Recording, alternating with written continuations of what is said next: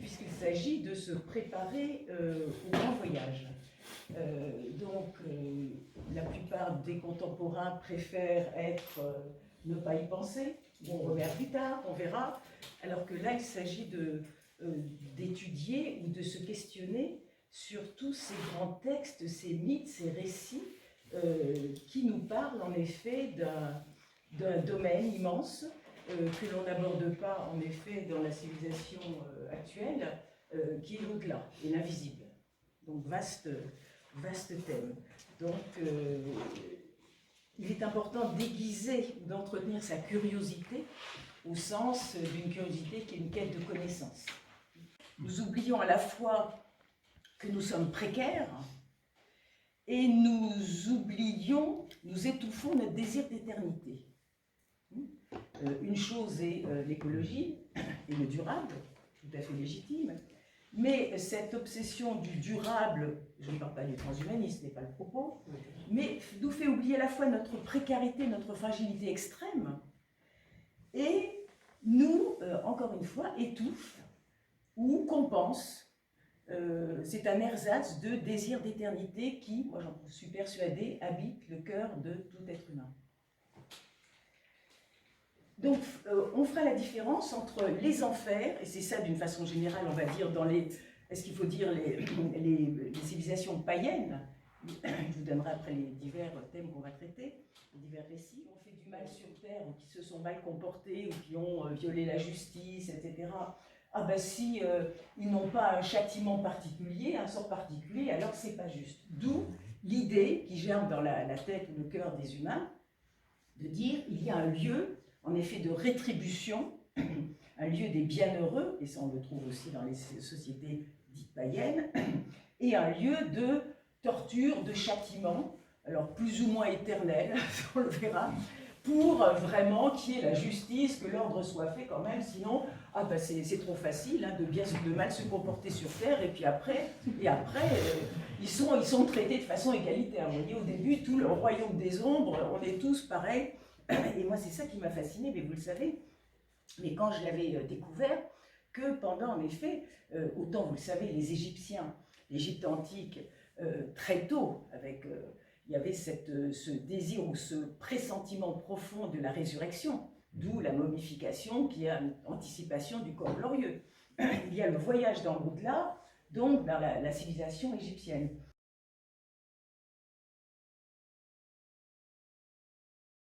Et pendant ce temps-là, bien après, pour les Juifs, même s'il y a des petites traces dans les psaumes ou ailleurs, chez Ézéchiel, mais pour la tradition juive, eh bien, qu'on soit juste ou non, on termine au royaume des ombres. Hein, la mort pour tous. Donc c'est étonnant.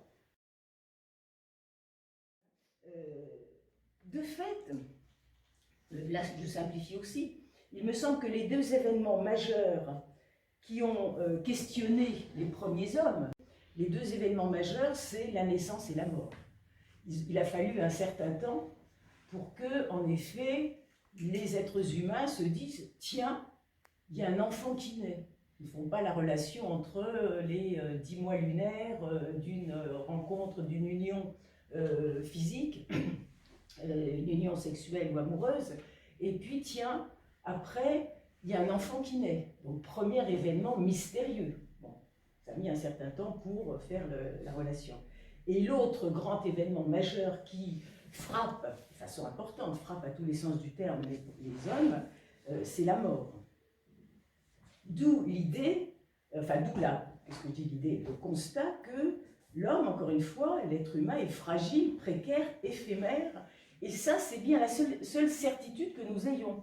Nous avons tendance à l'oublier, c'est bien la seule certitude que nous ayons, c'est de mourir.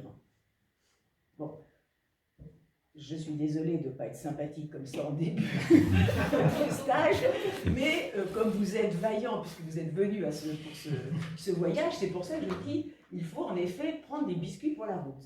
Bon, seule certitude qu'il y a que nous allons mourir, ou du moins une partie de nous, et c'est ça qui est magnifique, c'est la question qui est, je trouve extraordinaire, c'est à quel moment, donc il y a d'une part voilà, à un moment, il bougeait, ou elle bougeait, elle respirait, elle parlait, donc il y a des milliers ou des millions d'années, et puis, plus rien du tout, inerte. Hein, bon, dans la Bible, on le sait avec Abel et Caïn, on le verra avec Gilgamesh, donc il y a 6000 ans. Voilà, il vivait, il bougeait, il respirait, etc. Il marchait, et maintenant, inerte. Donc, certitude, est-ce que c'est l'anéantissement? Et alors, à quel moment ce désir, ou cette espérance, ou ce pressentiment, ou cette intuition est née, ou a été inspirée? À quel moment, en effet, ce pressentiment qu'il y a peut-être autre chose après? Et ça, on ne peut pas le dater, bien sûr. Aucun historien va dire c'est à tel moment qu'a émergé l'idée d'immortalité ou le désir d'une survie dans l'au-delà, ou le désir d'une résurrection.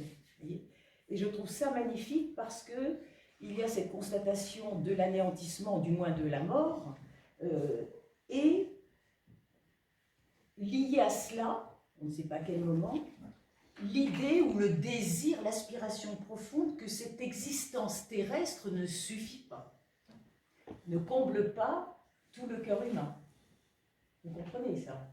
Et ça, je trouve ça magnifique, troublant. Hein, comment l'idée émerge en effet ce sentiment profond d'une autre vie. On le sait par rapport à des traces, par exemple pour les tombes préhistoriques, mais ce n'est pas du tout ma compétence, mais qu'il y a bien sûr ces interrogations sur la mort avec ce qui s'y mêle, les croyances, les rites, les rêveries, hein, l'imagination, les fables, les mythes. Et par exemple, on a trouvé souvent des œufs dans des tombes préhistoriques. Hein, l'œuf qui est vraiment le symbole aussi de renaissance.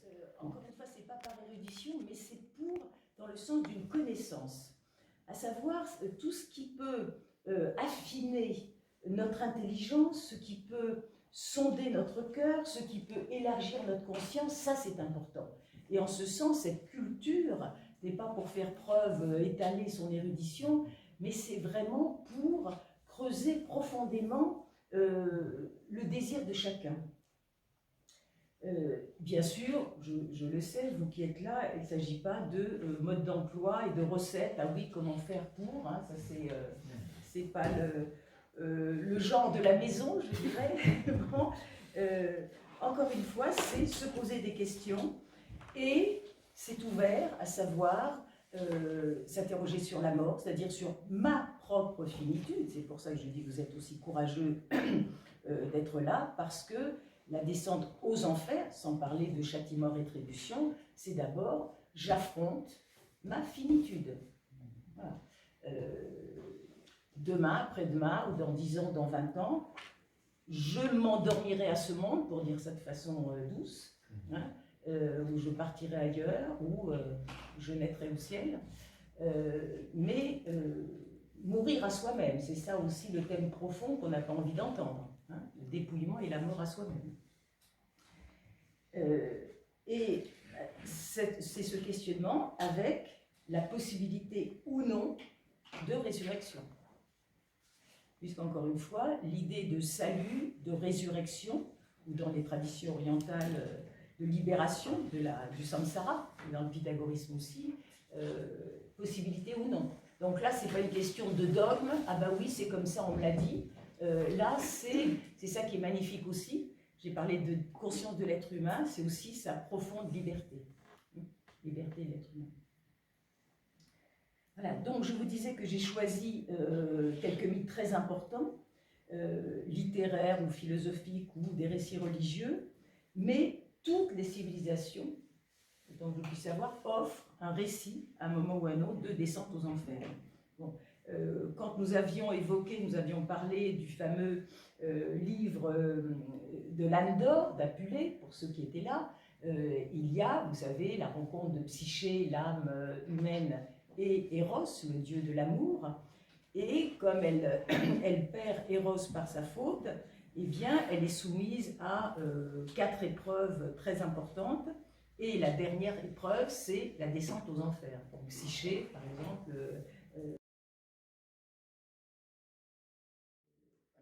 pour ceux qui aiment, et là je pense bien sûr en particulier à Marc ici présent, chez les Celtes, il y a le fameux récit aussi du chevalier Tundal, ou Tondal, qui descend aux enfers. Alors, j'insiste là-dessus, il s'agit bien d'un voyage initiatique, c'est-à-dire qui prépare le voyage du défunt. Il vaut mieux savoir ce qui se passe avant, et ne pas être pris au dépourvu quand la bise sera venue. Bon, voyage initiatique, c'est-à-dire répétition avant le grand moment. Donc, ce voyage aux enfers, on le verra, on l'accomplit de son vivant. Bon, ça, c'est pas après la mort, c'est de son vivant. Soit seul, on le verra, parce que je vais vous proposer plusieurs scénarios, soit seul, soit accompagné d'un guide. Alors, par exemple, chez les Grecs, vous avez le fameux Hermès, qu'on appelle psychoponte, qui veut dire simplement qui accompagne les âmes, le guide des âmes. Ce n'est pas le petit Mercure, dieu du commerce et des voleurs, c'est Hermès aussi de la tradition hermétique, donc l'intelligence intérieure ou supérieure. Et en Égypte, vous savez qui c'est? En Égypte. Anubis. Bravo, Anubis. Le chacal. Ce qui veut dire, en égyptien hiéroglyphe, c'est l'ouvreur de porte. Anubis, l'ouvreur de porte. Par exemple, pour Énée, on va l'étudier dans l'Énéide, et accompagné de la Sibylle.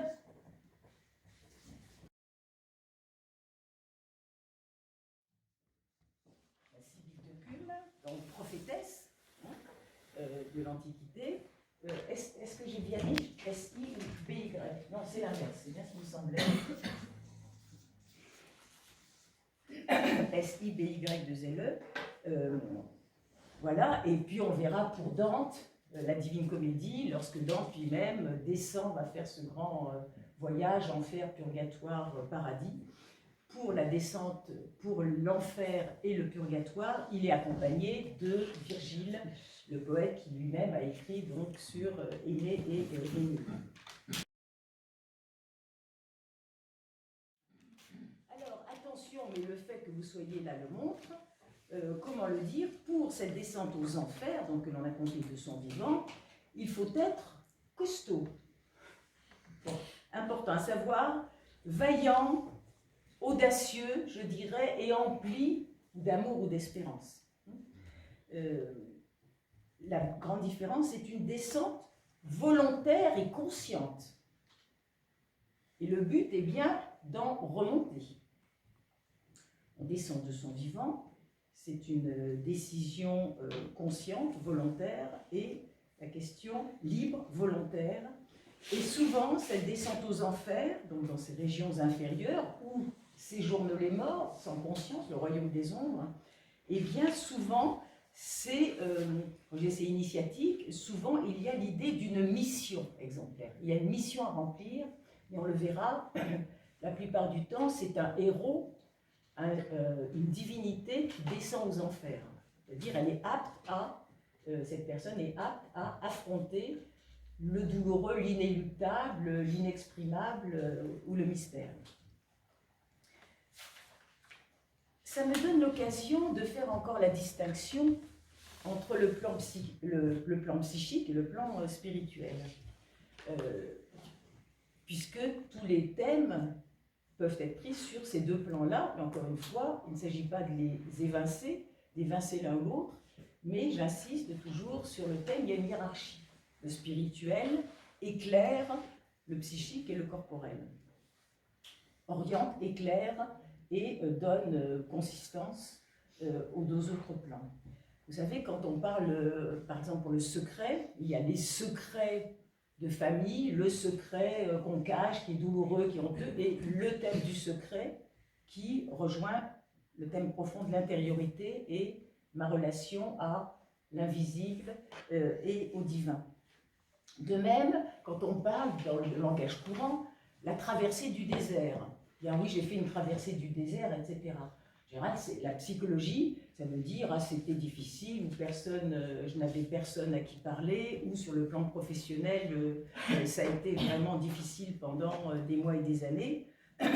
Bien sûr, ça n'a rien à voir avec la traversée du désert vécue et guidée par Moïse et les Hébreux, où il s'agit certes d'une mise à l'épreuve, mais sous la grâce de Dieu avec, comme on l'a entendu hier, l'écaille et la manne, hein, de vivre à la grâce de Dieu et avec persévérance et espérance. Ça n'a rien à voir, là aussi, c'est une démarche consciente et une démarche d'éveil.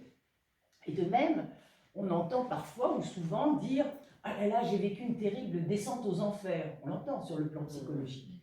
Et sur le plan psychologique, autant que je puisse en juger, sur le plan profane, la descente aux enfers est comprise vraiment, on va dire, une sorte de dépression grave, hein, où la personne se sent submergée, attaquée de toutes parts, elle est perdue, effarée, je pense qu'elle ne peut rien maîtriser ni arrêter.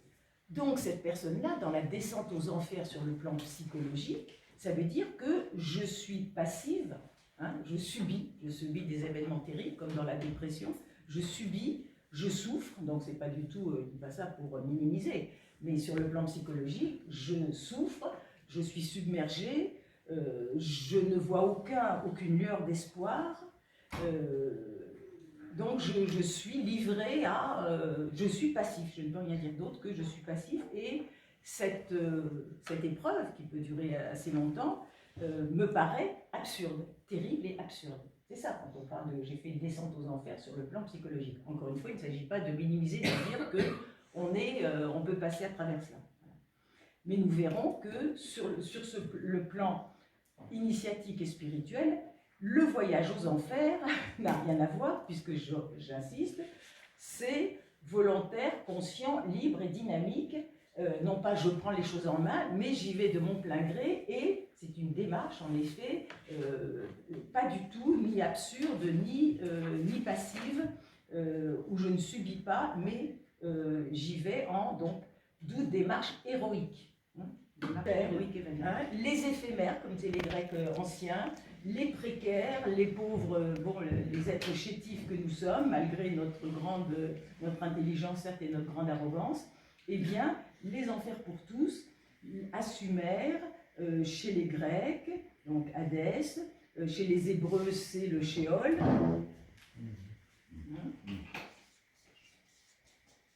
Le Sheol, hein, pour les Grecs, on aura l'occasion, c'est le séjour Hadès. L'équivalent dans le judaïsme, voilà, chez les Hébreux. Et pendant très longtemps, en effet, quelle qu'ait été notre conduite, on va dire, et même notre relation avec le ciel ou le divin, nous descendrons tous au royaume des ombres. Et la plupart du temps, nous perdons notre conscience, etc. Donc, il y a quand même quelques humains qui ont dit « c'est pas juste ». C'est pas juste, il faut qu'il y ait un tri, hein, il faut qu'il y ait quand même une répartition, d'où la notion, c'est du mal, de la justice, grand thème important, hein, qu'on ne va pas résoudre, mais qui se pose à notre conscience humaine, le mal et la justice, d'où l'idée après, assez tôt, y compris chez les Grecs, et après chez les Hébreux, et bien sûr les chrétiens, qui règlent les choses différemment selon, en effet, y compris aujourd'hui entre catholiques et orthodoxes, il y a un traitement différent. Bon, il y a plus ou moins de consolation, mais il y a la notion quand même qui vient de châtiment et de rétribution. Il y a les élus et les damnés, et qu'on peut, alors on peut argumenter en se référant à l'évangile par exemple, mais aussi en interprétant cet évangile de façon intériorisée ou non. Voilà. Donc, les enfers se muent peu à peu à l'enfer, qui n'est pas que chrétien d'ailleurs, qui n'existe pas que dans le christianisme, dans beaucoup de religions, l'enfer, qui à ce moment-là devient le lieu du châtiment éternel.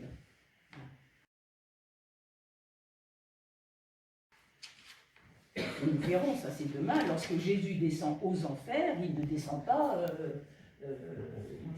dans l'enfer.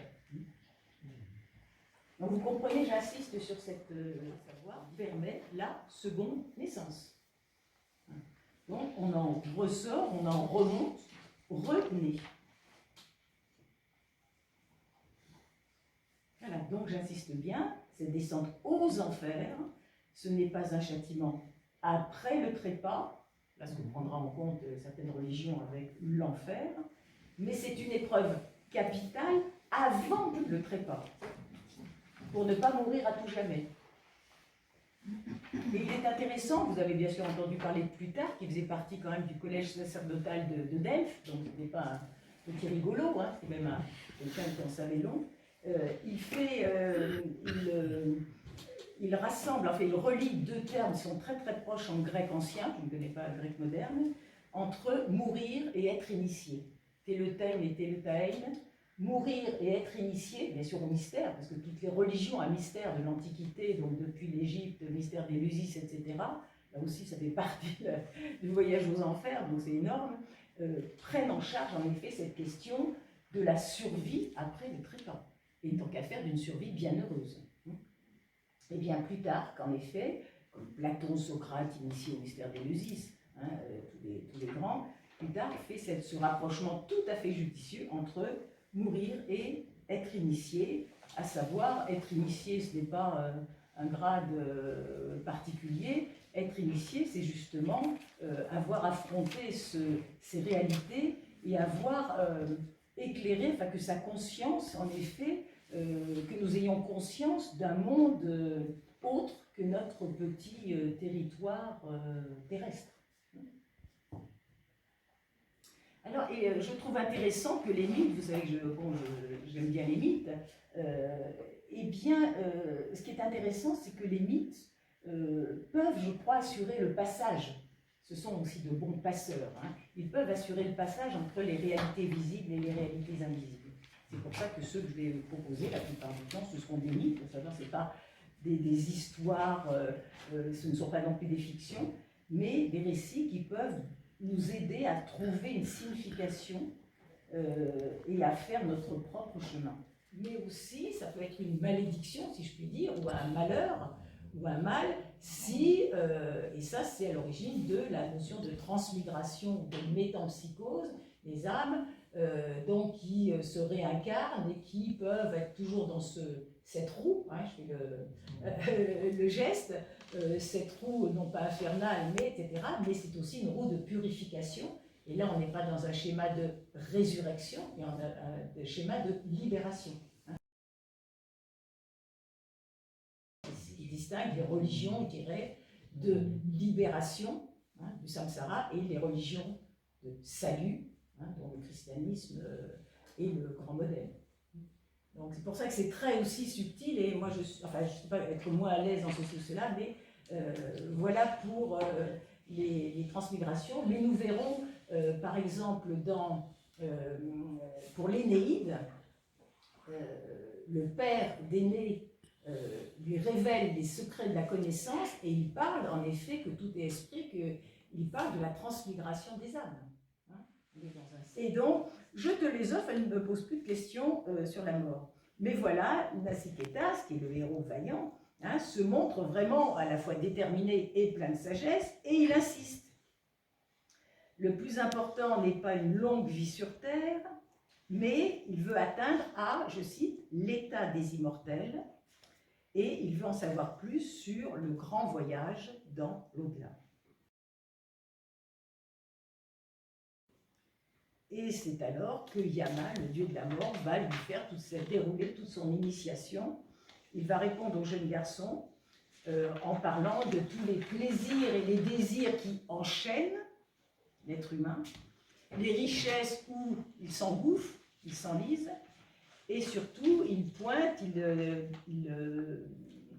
il montre la bêtise de tous ceux qui vivent dans l'ignorance. Ceux qui ne croient qu'il n'y a que ce monde. Donc il insiste et il dit, le dieu de la mort, ce n'est pas par l'éphémère que l'on accède à l'immuable. Hein? Saint Augustin, 4e siècle, ce n'est pas au pays de la mort que vous cherchez, etc. Et là, ce n'est pas par l'éphémère que l'on accède à l'immuable.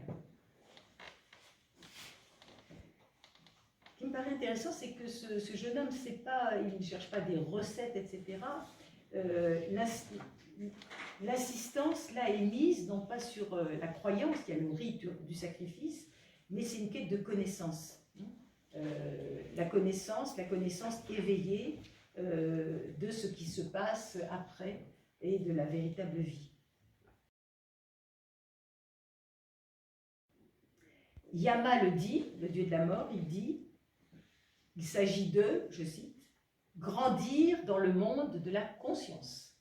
Donc là, c'est la distinction qui se fait, et beaucoup de personnes encore aujourd'hui qui se disent fidèles ou dévotes ou religieuses, en fait, c'est ce qui distingue en effet une dévotion, moi je ne dis pas populaire, mais un peu routinière, comme si des formules pratiques qui assuraient des formules recettes, ou des prières recettes, de la connaissance la connaissance qui est liée à une conscience éveillée, à une expérience. Vous voyez la différence entre les pratiques extérieures et puis la connaissance et l'expérience spirituelle, la conscience éveillée. Nous ne pouvons pas concevoir cette différence. Nous ne pouvons pas concevoir cette différence. J'ai été frappée, je l'ai lu récemment, je connaissais la connaissance surnaturelle, c'est les éditeurs qui ont donné ce titre, et c'est un ami qui est bibliothécaire qui m'a passé ce livre qui a été publié dans les années 50, même les années 50, sous l'égide d'Albert Camus, une collection qui s'appelle L'Espoir. Oui, c'est notre ami commun Hugues. Et là, je l'ai lu récemment, et là, c'est passionnant, parce que non seulement j'ai découvert, je connais quelques peu Simone Veil, mais qu'elle est passionnée par les contes alors de Norvège, d'Allemagne, de l'Inde, elle est passionnée par les contes, et alors obsédée, si je puis dire, de la façon la plus merveilleuse, par la figure du Christ, l'Apocalypse, et elle note des passages entiers, elle est complètement, vraiment transfigurée par sans arrêt. Et c'est là que je trouve cette phrase, je me dis, bon, ça c'est bon pour la session de Béthanie. Nous ne pouvons pas concevoir cette différence. C'est pourquoi, à titre d'approximation saisissable pour l'imagination, tous les mots sont en lieu, on a forgé les représentations du paradis et de l'enfer.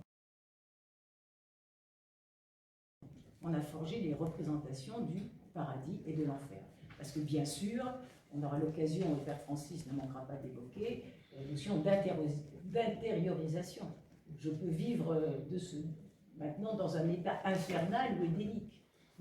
Donc, l'enfer, c'est pas toujours pour après. Donc, voilà, donc là c'est bien. Et accepter de mourir, justement, ce qu'on appelle mourir à soi-même, donc se désapproprier, se désidentifier de tous les oripeaux et les fausses marques ou images.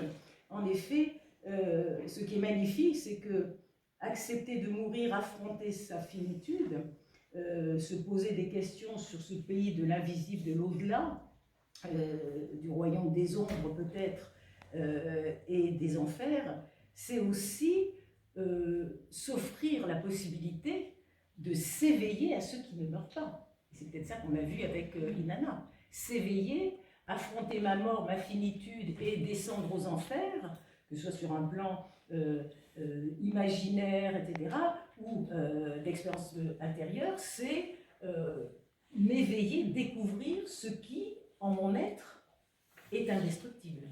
Donc c'est de toute façon nécessairement une expérience de l'esprit, une expérience spirituelle profonde. Et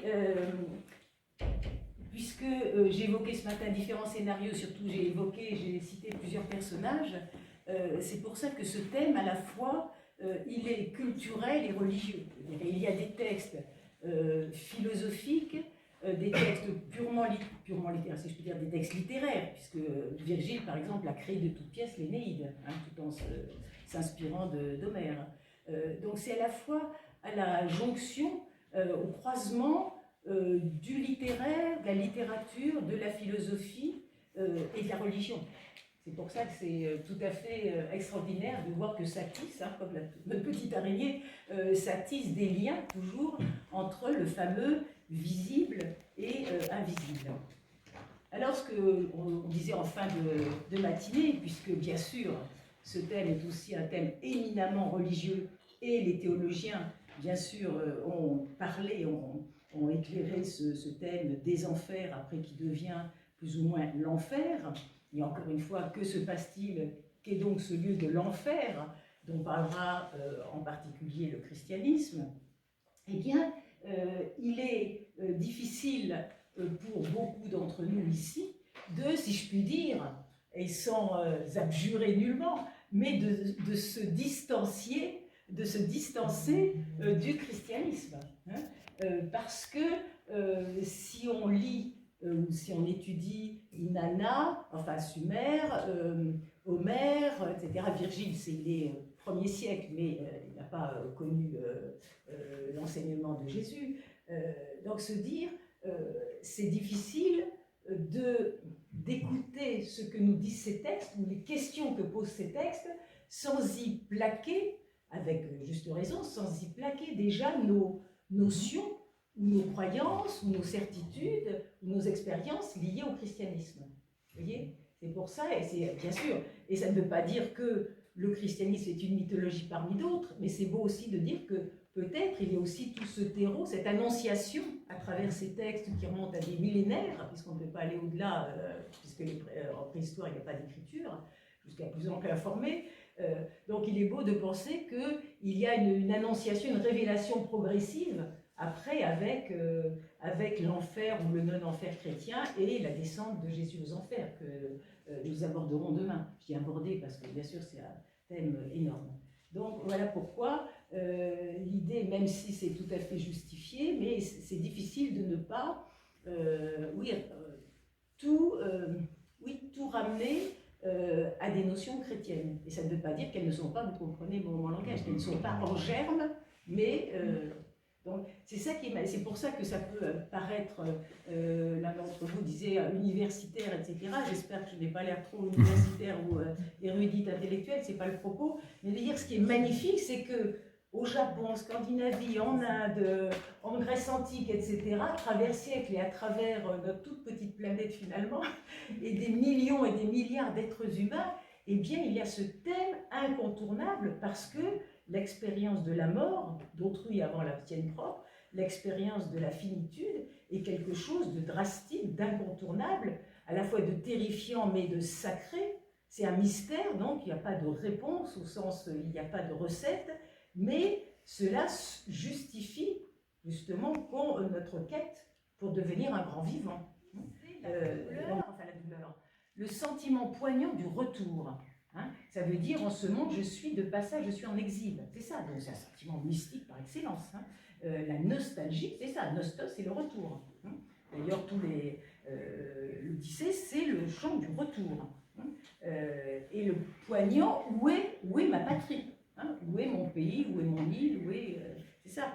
Et cette nostalgie, c'est en effet ce chant 11, cette évocation des morts qui n'est pas une magie, mais ce que je peux recevoir, en effet ce que peuvent me dire ceux qui sont déjà passés par là, c'est en effet ne jamais s'arrêter en chemin, aller jusqu'au bout, parce que oui, nous ne sommes pas de ce monde, pour prendre tout à fait notre ère culturelle et religieuse. Alors, un scénario, là on l'a vu un peu pour Ulysse, Homère et Énée, cette relation importante, réciproque aussi, entre ceux qui vivent sur Terre et qui prennent conseil de ceux qui sont aux enfers. Et quand je parlerai de Perséphone, mais ce serait bien de parler maintenant d'un beau scénario qui aussi, bien sûr, va nous toucher ô combien, qui est le mythe d'Orphée et d'Eurydice.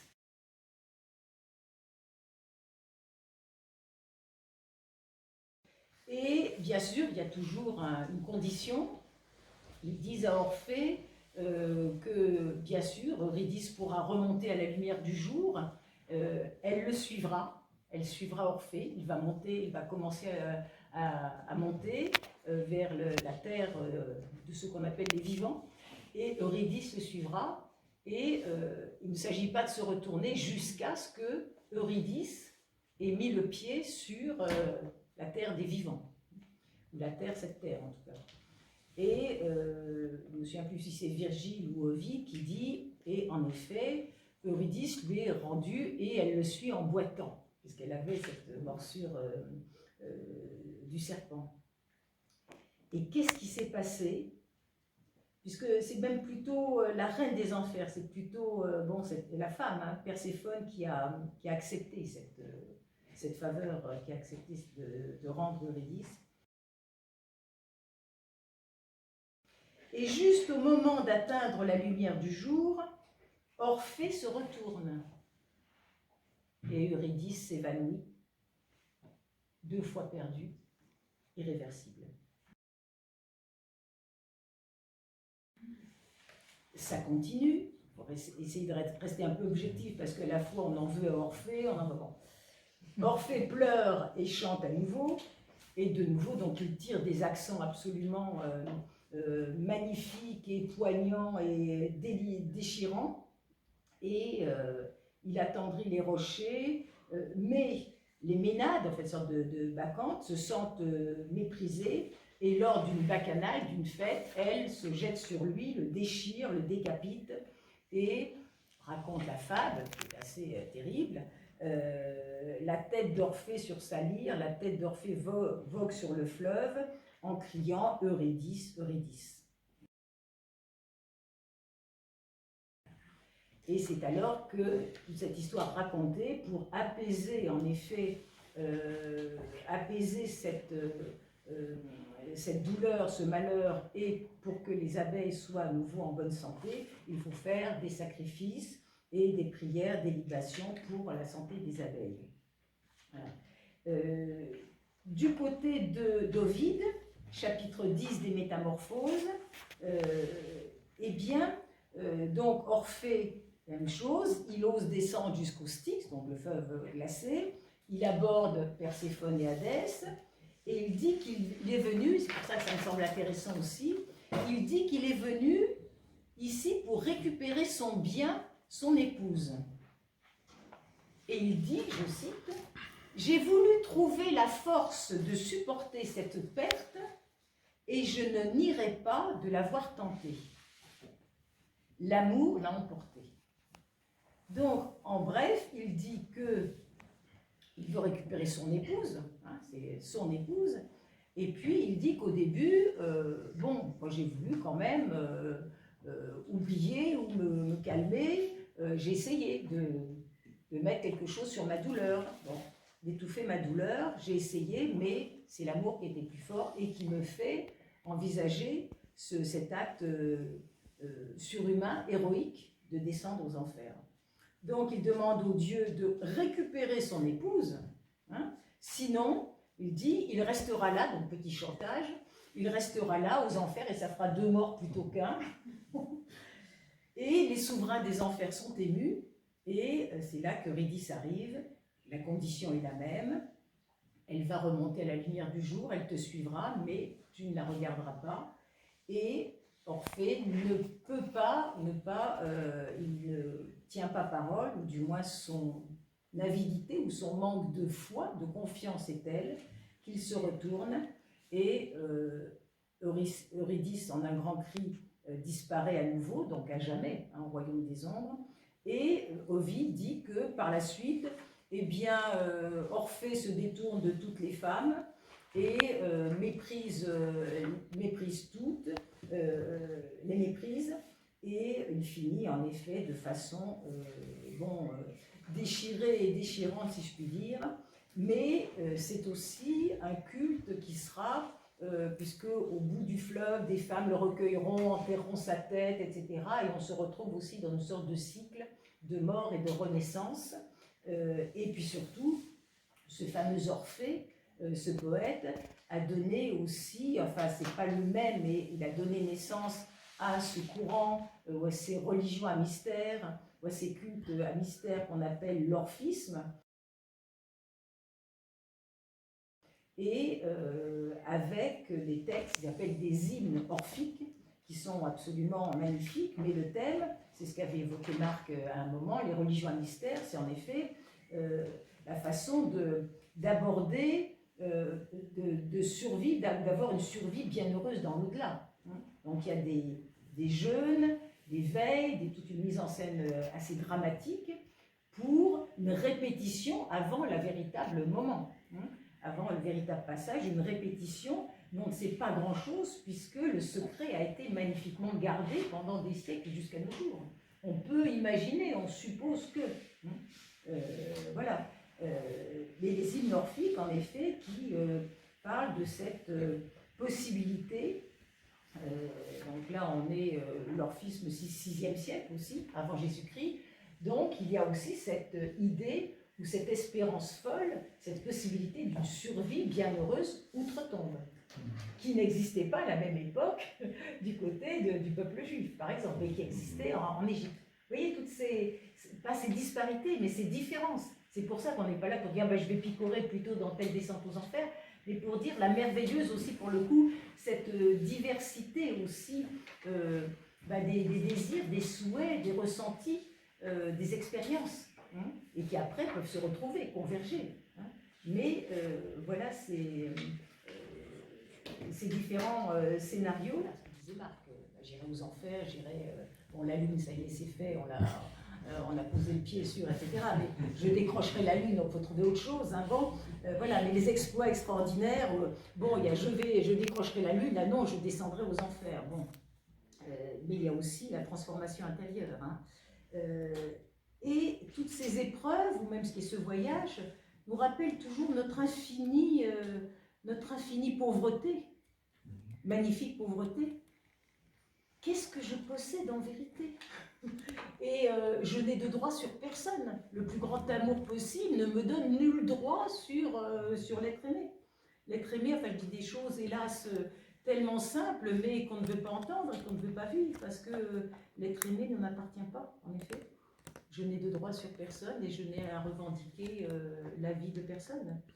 Et encore une fois, cette épreuve de descente aux enfers et cette épreuve d'amour, et qui est liée à la descente aux enfers, me paraît totalement concomitante, qui invite en effet à cette infinie dépossession ou désappropriation, diraient les mystiques, désappropriation de soi. Et c'est intéressant de voir que ce terme de passion, qui représente à la fois des épreuves, toute épreuve constitutive d'un grand amour, et puis cette passion qui est aussi brûlure, et ferveur, ardeur. On en revient, c'est ça,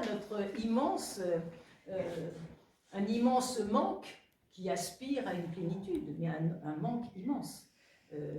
Et là, l'histoire d'Orphée n'est pas sinistre, parce qu'en effet, elle nous montre le chemin à la fois de mort et de résurrection qu'est celui de l'amour.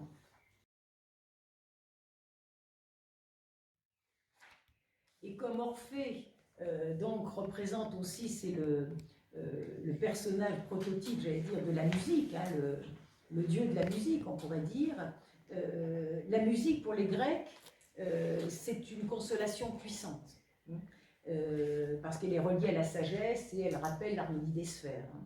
Et là, je fais un petit, parce qu'on écoutera peut-être ce soir Orphée, on trouvera Orphée, et là, c'est pour un peu la culture, ça ne fait pas de mal. En 1607, à Mantoue, je trouve ça extraordinaire parce que Virgile est né à Mantoue, en 1607 à Mantoue, le premier opéra de l'histoire de la musique, donc de Monteverdi, s'appelle Orfeo, opéra baroque. Et à la fin, donc les compositeurs, ils ont voulu quand même un peu modifier la fin. Donc à la fin, eh bien c'est Apollon, parce que c'est dans une version Orphée, fils d'Apollon. À la fin de l'opéra, eh bien Apollon exhorte son fils à dépasser sa douleur humaine et il l'enlève au firmament où il contemplera les étoiles et retrouvera sa bien-aimée dans la danse des constellations. Donc c'est totalement néoplatonicien, mais c'est magnifique. Vous voyez, Orphée, il termine dans le ciel avec Apollon et il la verra dans les étoiles. Magnifique, hein? Et en 1762, à Vienne, Gluck, donc le compositeur allemand, compose l'opéra, un opéra plus épuré, qui est magnifique aussi, Orphée Eurydice. Et là, dans ce scénario, enfin dans ce livret plutôt, Orphée, à la fin, il veut se suicider. Mais Amour, amour personnifié, amour apparaît et rend Eurydice à la vie, et à ce moment-là, tout se finit bien, retrouvailles et bonheur des époux.